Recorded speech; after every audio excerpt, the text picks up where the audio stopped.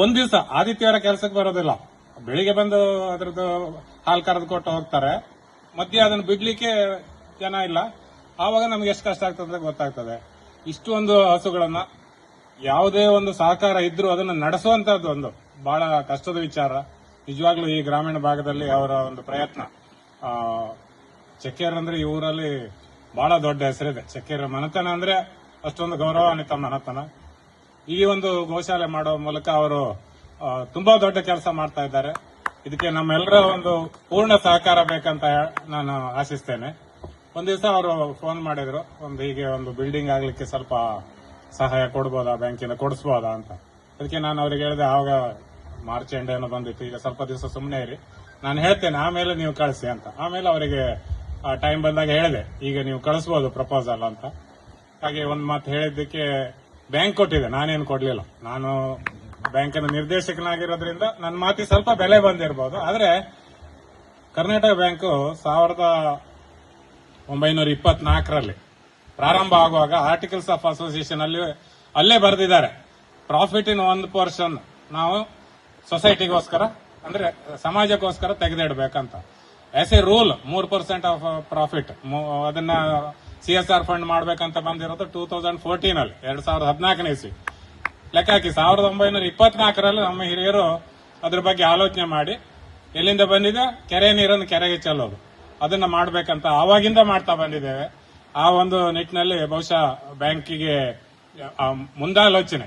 ಈಗ ನಾವು ಇನ್ನೊಬ್ರು ಬೆತ್ತ ಹಿಡ್ಕೊಂಡು ಹೇಳಿ ನಾವು ಕೆಲಸ ಮಾಡೋದಾಗೆ, ನಮ್ಮ ಸ್ವಂತ ಇಚ್ಛೆಯಿಂದ ಮಾಡೋದಾಗೆ, ಆ ಸ್ವಂತ ಇಚ್ಛೆಯಿಂದ ಮಾಡುವಂತ ಕೆಲಸವನ್ನ ನಮ್ಮ ಹಿರಿಯರು ಈ ಬ್ಯಾಂಕಿನ ಯಾರು ಪ್ರತಿಷ್ಠಾಪಿಸ್ತಾರೆ ಅವರು ಮಾಡಿದ್ದಾರೆ. ಹಾಗೆ ಇದರಲ್ಲಿ ಒಂದು ಸಹಕಾರ ಬ್ಯಾಂಕಿಂದ ಸಿಕ್ಕಿದೆ. ಇದು ಒಳ್ಳೇದಾಗ್ಲಿ. ಗೋವುಗಳು ಇಲ್ಲಿ ಕಡಿಮೆ ಬರಲಿ ಅಂತ ಹಾರೈಸ್ತೇನೆ ನಾನು. ಅಂದ್ರೆ ಎಲ್ಲ ಅವ್ರವ್ರ ಮನೇಲೆ ಗೋವು ಸಾಕ್ಬೇಕು, ಮತ್ತೆ ಎಲ್ಲೋ ಹೋಗೋ ಗೋವು ಬರಬಾರ್ದು, ಇಲ್ಲಿರೋ ಗೋವುಗಳು ಒಳ್ಳೆ ರೀತಿ ಇರಲಿ ಅಂತ.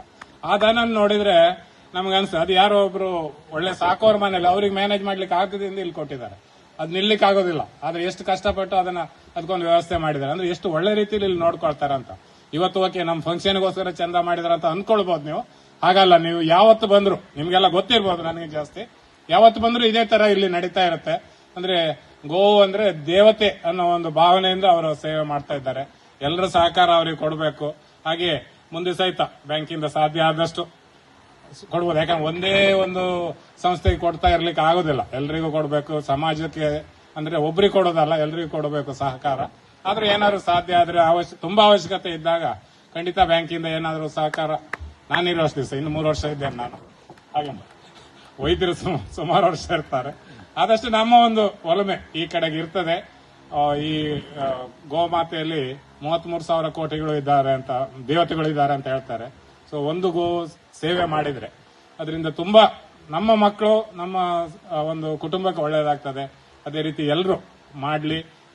ಇಲ್ಲಿ ತುಂಬಾ ಕಾರ್ಯಕ್ರಮಗಳು ನಡೀತಾ ಇರ್ತದೆ. ಚಕ್ಕೇರ್ ಕಳಿಸ್ತಾರೆ, ಇವತ್ತು ಈ ಕಾರ್ಯಕ್ರಮ ಉಂಟು, ಇವತ್ತು ಈ ಕಾರ್ಯಕ್ರಮ ಉಂಟು ಅಂತ. ಬರ್ಲಿಕ್ಕೆ ಆಗ್ಲಿಲ್ಲ, ಇದೇ ಫಸ್ಟ್ ಒಂದು ಕಾರ್ಯಕ್ರಮಕ್ಕೆ ಬರ್ತಾ ಇರುವಂತಹದ್ದು.